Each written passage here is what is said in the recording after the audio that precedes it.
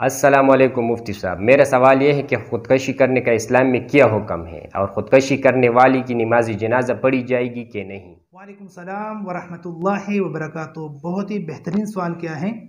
इस्लाम ने ख़ुदकशी को हराम करार दिया है और अहादीस मुबारक में बहुत सारी वईदों का जिक्र है, जिसमें एक रवायत ये भी शामिल है कि ख़ुदकशी करने वाला जिस अमल के ज़रिए से अपने ख़ुदकशी करेगा, जिस अमल के ज़रिए से अपनी ज़िंदगी का ख़ात्मा करेगा, जहन्नम में उसी अमल को वो बार बार दोहराता जाएगा।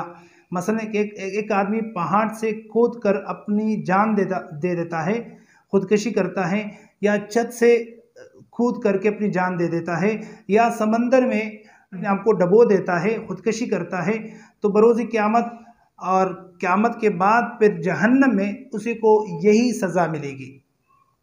इसके अलावा भी मज़ीद इसकी जो ना वईदें आई हैं और इस्लाम में सख्ती से ख़ुदकशी से मना किया गया है। जहाँ तक बात यह है कि आया ख़ुदकशी करने वाले की नमाज जनाजा पढ़ी जाएगी या नहीं, बिल्कुल पढ़ी जाएगी, क्योंकि ख़ुदकशी करने वाला गुनाहगार ज़रूर है, बहुत बड़े गुनाह का इर्तिकाब किया है, लेकिन इस्लाम से खारिज नहीं है, लिहाजा उसकी नमाज जनाजा पढ़ी जाएगी।